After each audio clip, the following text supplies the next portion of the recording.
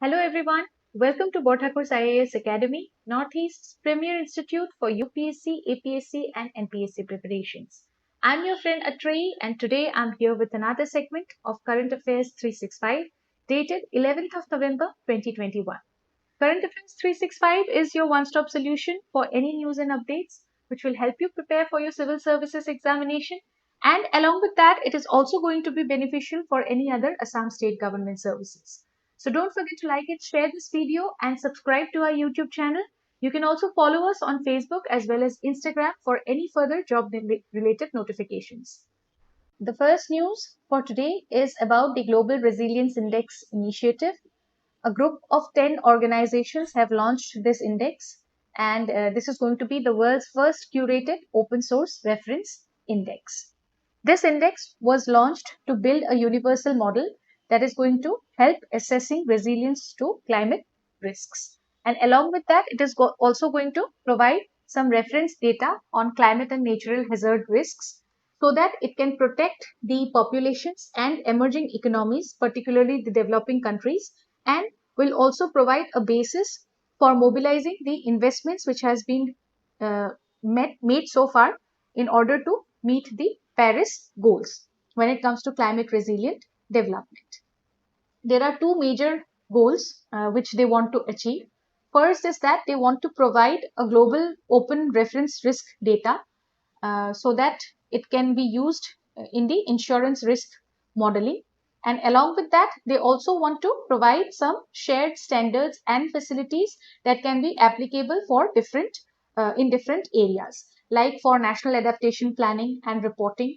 And it can also be used for planning of pre-arranged humanitarian finances. So all these areas, it can be the data which will be generated from this index that can be used.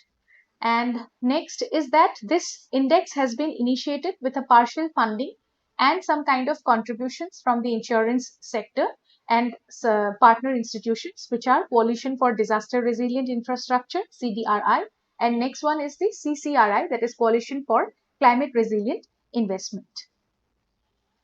This index will help the global economic sectors in order to understand the value of building climate resilience and the cost of doing nothing.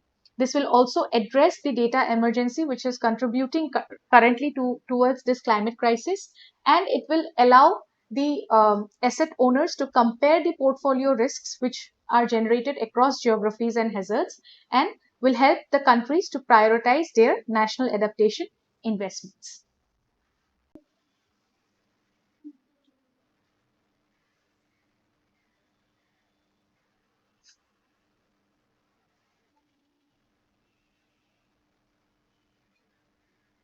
Moving ahead to the next news, which is related to international relations, and this is about the Delhi Declaration on Afghanistan. Recently, this meeting was organized, which was composed of the national security advisors of the regional countries, and it was headed by the Indian National Security Advisor. This meeting was called for the urgent humanitarian assistance to the Afghan people, and it urged close cooperation and consultation among the regional countries over the current issue. This is the third meeting of Regional Security Dialogue, and the earlier two were organized in Iran in the year 2018 and 19. India has pledged assistance to Afghanistan people, and it stands at $3.1 billion since November 2001. Along with that, there are many infrastructure projects which has been developed with the help of India. There is a 218-kilometer long road project from Zaranj to Delaram in southwestern Afghanistan, and the Salma Dam power project in Herat province. Along with that, the Afghan Parliament and Indira Gandhi Institute of Child Health and Habibia School are also constructed both in Kabul. So these are some of the infrastructure projects uh, which have been developed there with the help of Indian government's assistance. Now, coming to the invited participants of this meeting, it included Afghanistan's neighbors like Pakistan, Iran, Tajikistan, Uzbekistan, Turkmenistan, and Russia and China. After the withdrawal of US forces, the Taliban's takeover of Afghanistan is a matter of concern, and India is particularly concerned about the security in the region. And there is also a possibility of terrorism being spread from the in the nearby areas from Afghanistan. So the main highlights of this particular meeting included emphasis on towards providing strong support for a peaceful, secure, and stable Afghanistan, while they also reiterated the respect for sovereignty, unity, and the territorial integrity of the country. It also laid stress on the non-interference in internal affairs of the country. Nextly, all the members were committed to combat terrorism in all its forms and manifestations, and it also urged all the member countries to ensure that Afghanistan would never become a safe haven for global terrorism. The next point, which was very crucial and important, was to make sure that the fundamental rights of women, children, and other minority communities were not violated. And here, the assistance should be provided in non-discriminatory manner across all sections of the Afghani society. Next, there was a call for collective cooperation against the social evils of extremism, separatism, drug trafficking, and radicalization in the region. They also recalled the relevant UN resolutions on Afghanistan, where they noted that the United Nations continued presence in the country should be preserved. The recent UN resolution, it reiterates the importance of combating terrorism in Afghanistan. The responses of regional countries includes Russia saying that multiple dialogue mechanisms should not complicate the current situation of Afghanistan. Pakistan and China too were invited, but they both stayed away. And along with that, there was no representation from the former Afghan government or the Taliban. However, Uzbekistan and Turkmenistan's national security advisors, they did not make a mention of the word terrorism at all in their opening statements during this declaration. There are other Afghan peace process frameworks which were there, that included the Troika Plus meeting on Afghanistan. Here, the US, Russia, China, Pakistan grouping was this. This is a grouping of these four countries on Afghanistan's peace process. Along with that, we have the Moscow format. It was set up by Russia for peace and stability in Afghanistan in the year 2017. The solution comes only through formation of an inclusive government with participation of all the ethnic groups. Along with that, India should talk with China with the objective of finding a political settlement and long-lasting stability in Afghanistan. The next news is in context with the Char Dham project roads. Indian Army has requested the Indian government to expand the Char Dham project roads leading to Indo-China border. Here, the Supreme Court has spoken of the need to balance the national security concerns along with the environmental issues that are related to that region. The expansion of the roads has been opposed by an NGO citing to certain environmental concerns.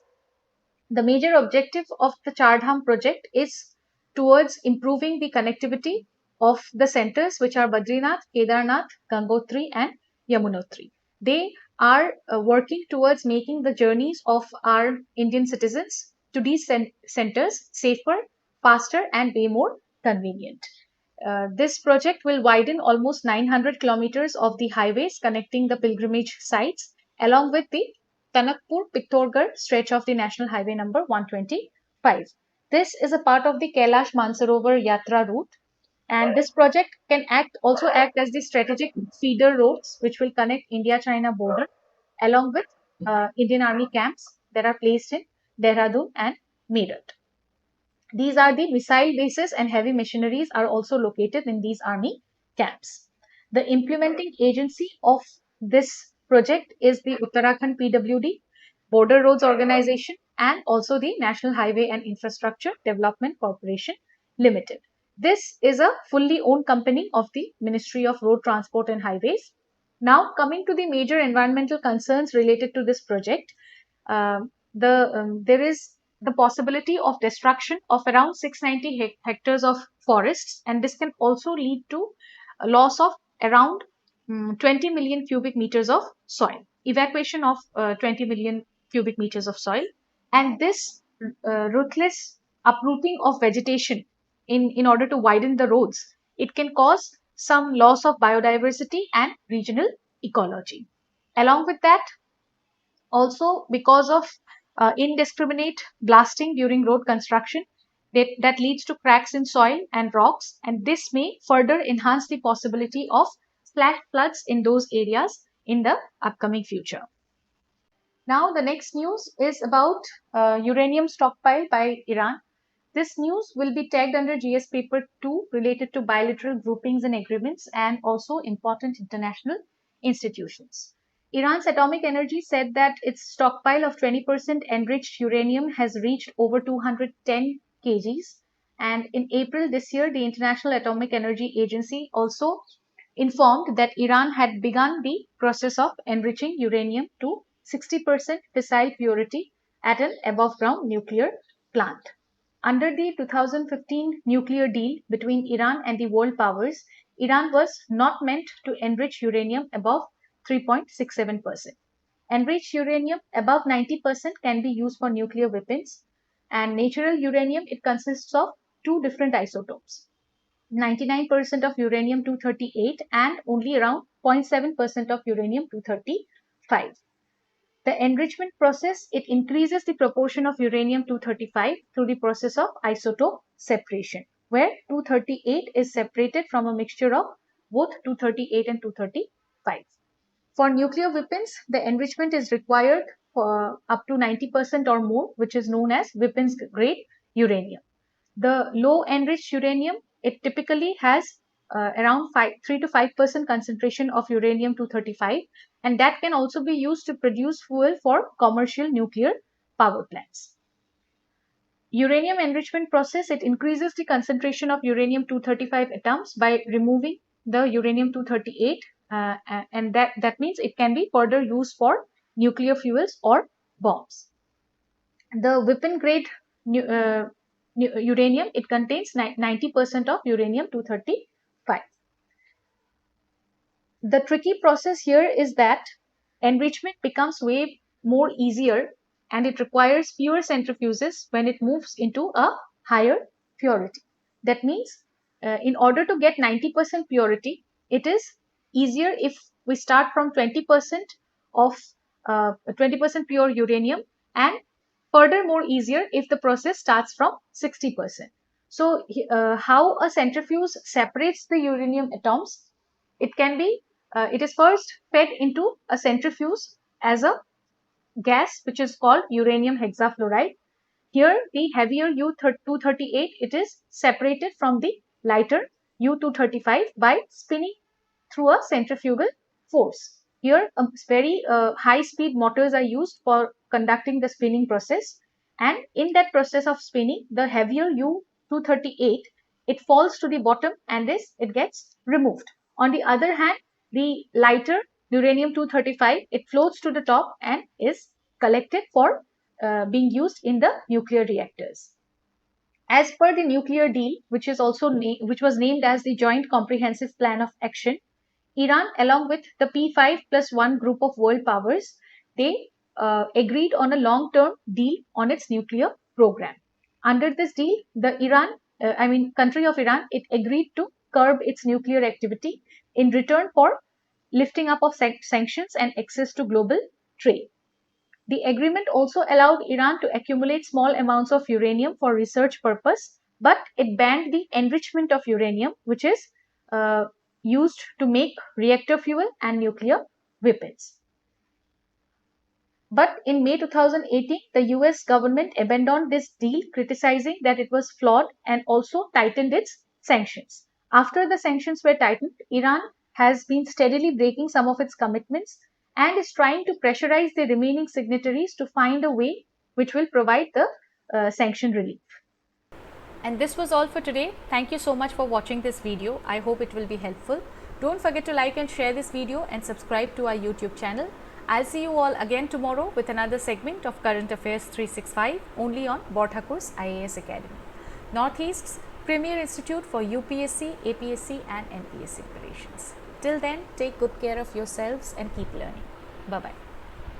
Borthakur IAS academy প্ৰস্তুতি আৰু অধ্যয়নৰ নিৰ্ভৰযোগ্য ঠিকনা Borthakur IAS academy